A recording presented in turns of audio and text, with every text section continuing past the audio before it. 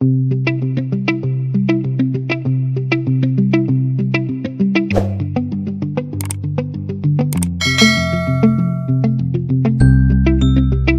Kate. I work with Hillary at Genentech, and we don't work on the same team. I'm in Heme Onc, and I just started in clinical operations. Should I put a date right here? But I just started last year, so I'm fairly new to Genentech. And then before that, I spent a lot of time doing clinical research work at a site, and I really enjoyed it. And I think it's a really good entry job into biotech and into various other fields, like if you want to do nursing or medical school or anything like a master's of public health.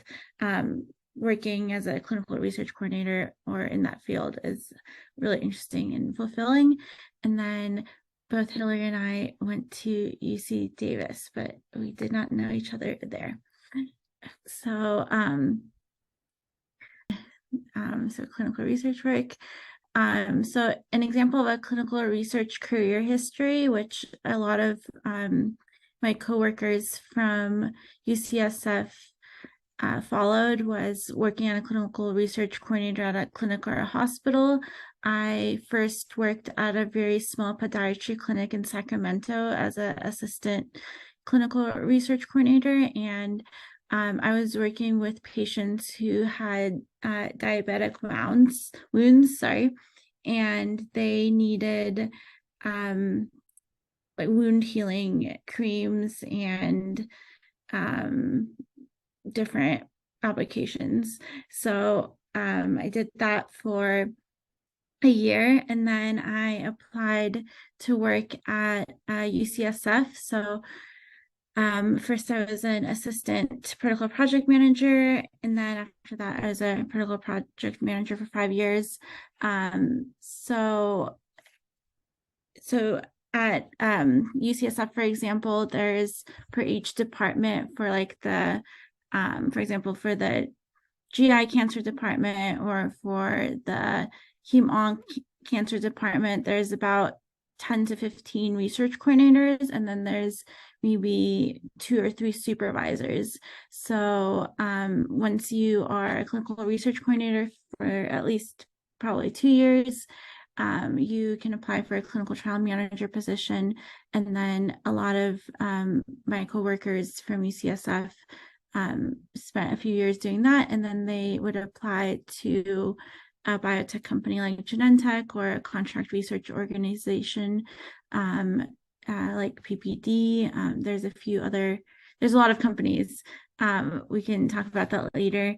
And when you're on the sponsor side, you oversee all of the sites that run your company's study. So instead of having maybe 5 different studies from 5 different companies as a clinical research coordinator at a hospital, you would have maybe 1 or 2 studies that your company runs, like Genentech, and you would oversee many sites, maybe 20 or 30 sites who are running this one single study or two studies that you're working on. How I got started is after undergrad, I wanted to do research, but I didn't want to work in a lab. So I read a little bit about clinical research, and I didn't know anyone who did it, and I didn't really know how to get into it. And I looked at the job applications, and I was like, didn't really know what they were talking about, even though the qualification for the jobs was usually actually only a high school degree. So you don't need too much specific education to apply. So I looked up professional organizations. One of the most popular ones in Northern California is ACRP. And they have a lot of networking events. And let me see if I can, is it still showing this? Yep. So yeah, now it's showing your screen. Okay, perfect. So ACRP has a lot of events. For some reason, they haven't posted any upcoming ones, but they just had one last month, which was their annual kick-off meeting. And then they even have events specifically dedicated to networking, and those are really fun. There's usually appetizers or dinner, and lots of people from biotech and different clinical research sites. And so I just went to a lot of these and got to know a lot of different people. And then I was able to ask them what they do and how they like it and what their typical day is. And that was really helpful when I was applying, because I felt like I already knew a lot about the job. And so at the interviews, I was able to talk about similar issues and problems that people in this world have. And then another useful tool that everyone knows is LinkedIn, and there's a lot of different organizations have events dedicated to clinical research professionals. This was my old supervisor, Andrea, and unfortunately this event passed, but I'm sure they'll have one in a few months again. This was a clinical research professional job fair. So you could go talk to all of the departments that were hiring for a clinical research coordinator and ask them what they do, and talk about, typical day in their life. And one of the reasons they had this is because there's so many open positions for clinical research coordinators that they are having a hard time hiring. And I think that's across all universities and clinics.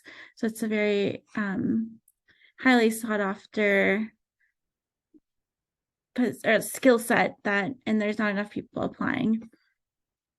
And then Genentech also had a job fair the other week, 2 weeks ago. This one was targeted towards people of color. I think that anyone could have gone. I was looking at the RSVP list later, and I think anyone could have gone. And we're also just talking about all the open positions that we have and what it takes to work there. Okay, so yeah, then back to this. Oops.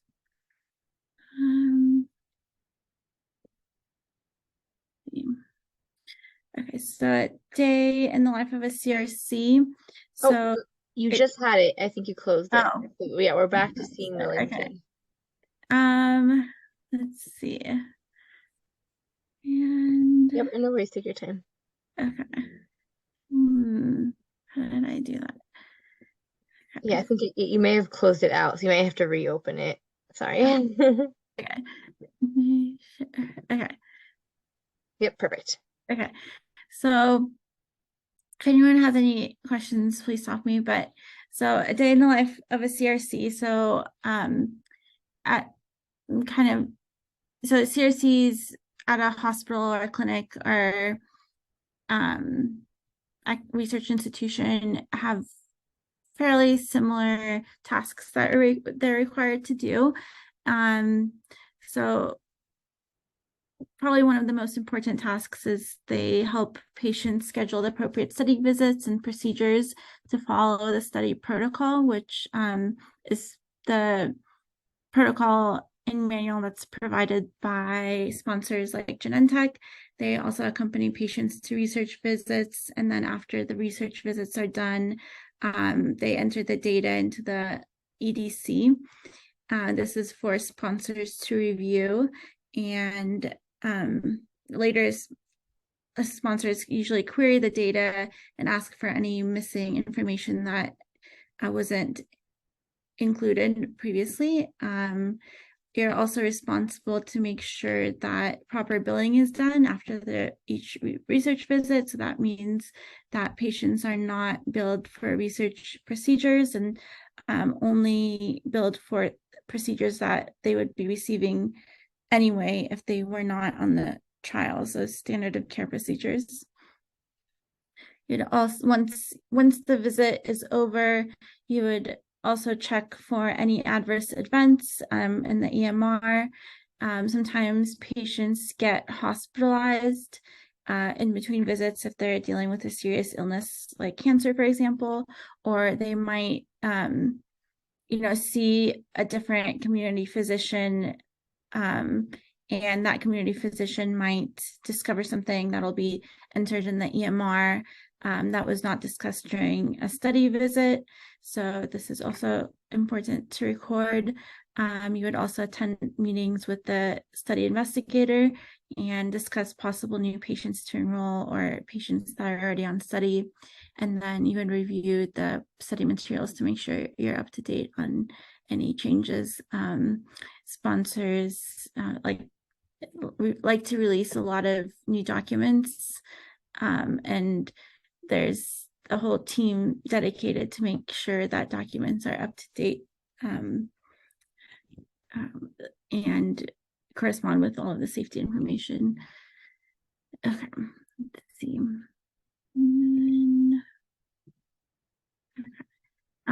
This is just a few comics that I found online, but as a CRC, you would be present for the consenting process, and you would make sure that the physician goes through the study with the patient very clearly, and you would make sure that the patient understands. And then a lot of times investigators are working on so many different studies and have so many different patients, they don't remember specific things about the protocol. So you would be the source of answers for the protocol that you're working on, and would make sure that the physician's following the protocol appropriately. And another important thing is that any safety issues that happen with the patient while they're on study have to be reported to the sponsor. So even if they were hit by a bus or like were in a car accident, things like that are reported to the sponsor, and then there is a determination that's made if it's related to the study or not. So in this case, because he was reading the information sheet, in this comic they said that it's related to the study. Okay, so pros and cons of CRC work. There's a lot of pros. You are helping patients find better solutions for the treatment of their disease, and you're contributing to the greater good and making a difference in the world. And you get to work with really bright and interesting people. So a lot of the physicians at UCSF are experts in their field. Some of them are worldwide known experts and the only ones working on a specific disease. And the skills that you learn as a CRC are highly sought after, and there's a lot of job opportunities. And then you get to learn about medicine and drug development up close and get to work with physicians, nurses, pharmacists, different laboratories, business and budget analysts. And then the cons are on the right here is, making sure that the clinical trial runs smoothly and things do not fall through the cracks, require a lot of tasks to be completed on any given day, and the pace can be overwhelming.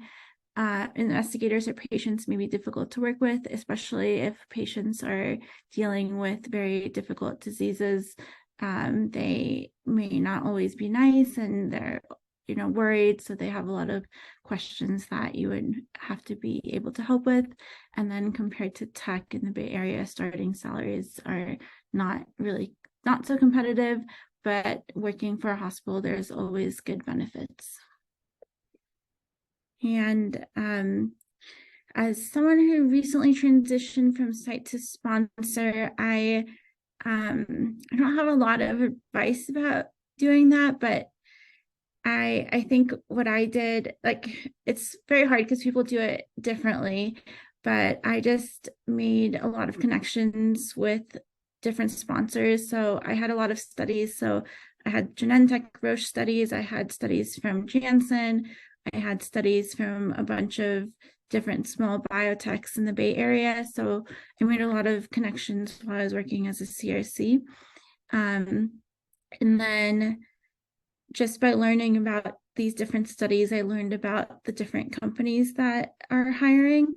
And from personal experience, I really liked working with Roche and Genentech. And so I just looked up jobs on their website and then applied for the one that I have now. And that's all for my slides.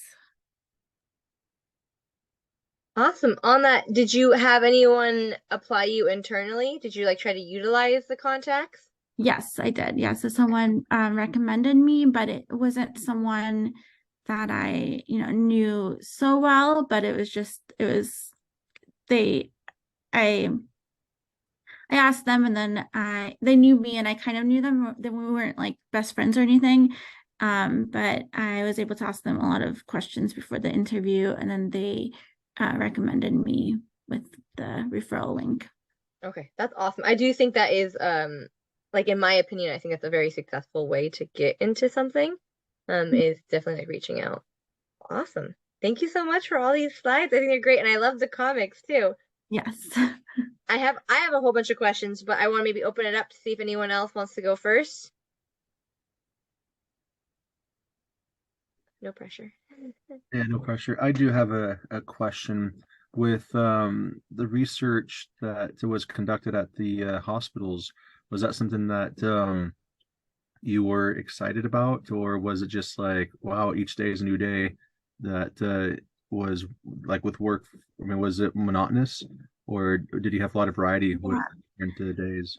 I That's an interesting question because so first I started out working in research, basically in clinical research in a podiatry clinic, and I really did not like it. I did not like the studies. I did not like the patients. And every day was like it was interesting because it was research and I was like, oh wow, we're using these new creams and we don't know if it'll help the patient or not.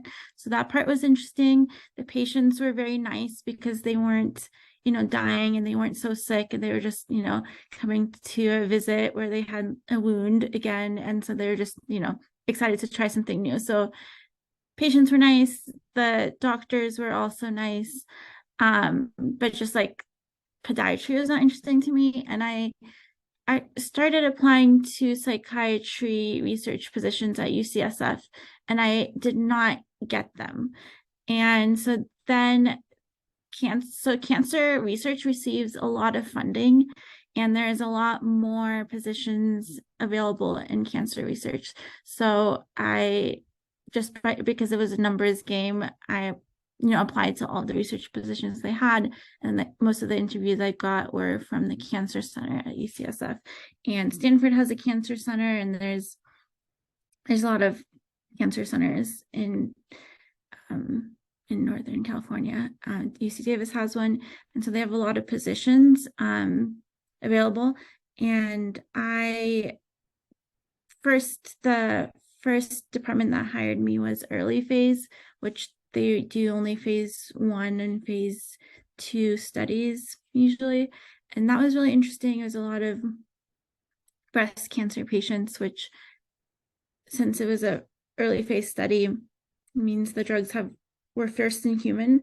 So the patients were probably a year away from passing away. So they were very, very sick.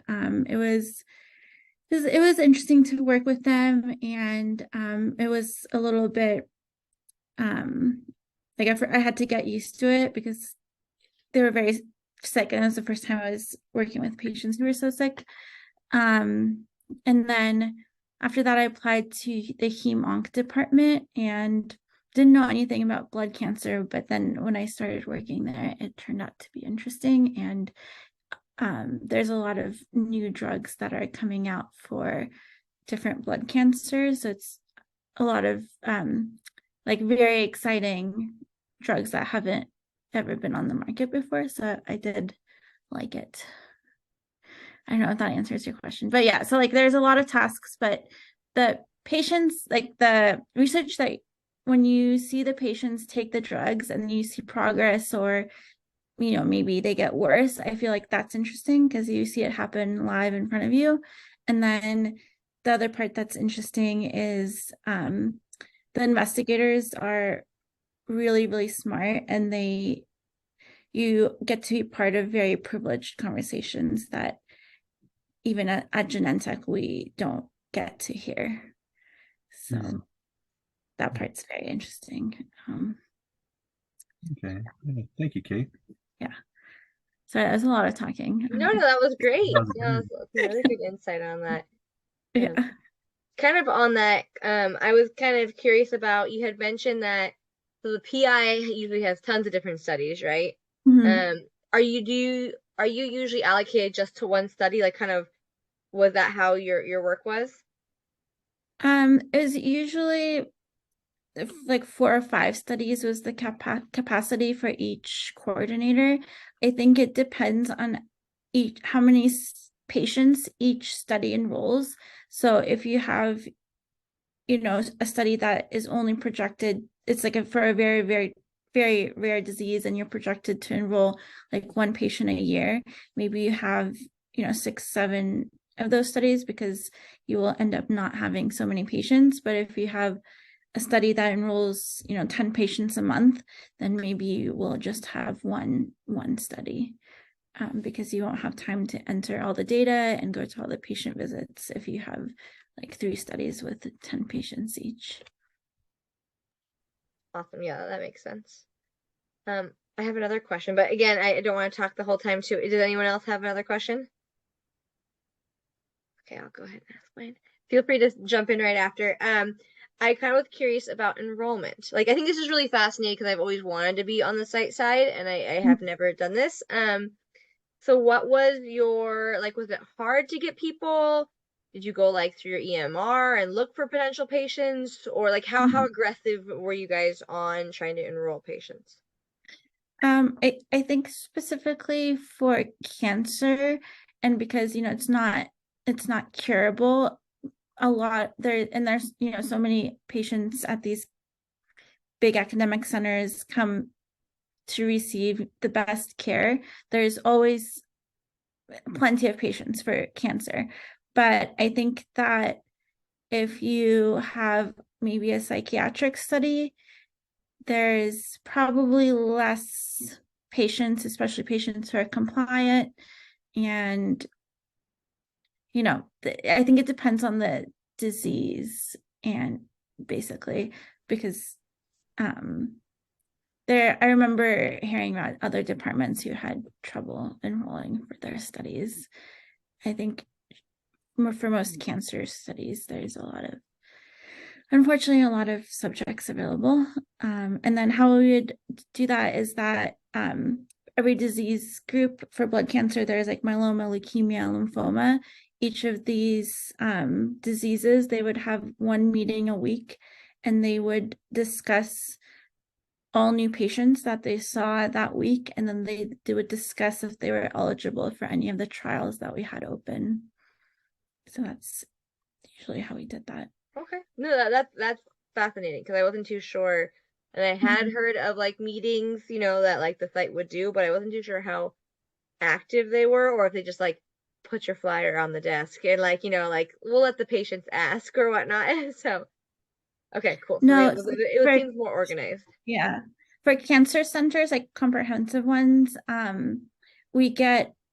they get funding from the government, and if you don't enroll specific numbers of patients per year, you will receive less funding. So it's not in their best interest to open trials that they can't enroll into. And if they just are passive about enrolling people, that also doesn't help with their funding. Okay, no, that makes sense. So there's more of an incentive Mhm. for that. Awesome, thank you. Any other questions? All right, thank you guys so much. I know we only have a couple more minutes before our Zoom ends, but really appreciate you, Kate, coming to talk to us. Absolutely love it, and would love to hear from you in the future too. So let me know if you think of anything that could be useful to people as they try to start start their journey in clinical research. Yes. And if you guys need help with resume review for these jobs, I'm always available.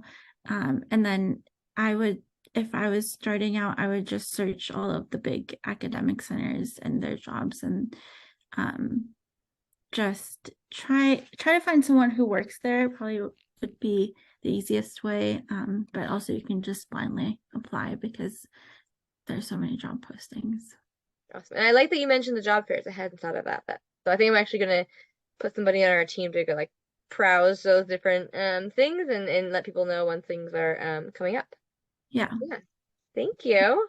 I'm also glad that you did a shout out to ACRP because I'm a Yeah. part of ACRP, and you're right. We do have an activity next month, so stay tuned. We will Okay. post that. Very cool. Yeah, that's literally the how I got started. Like the only way I learned about clinical research was ACRP. That's incredible. Oh, that's Yeah. cool. Thank you. Mm-hmm. Awesome. Thank you, everyone. Hope you have a wonderful evening.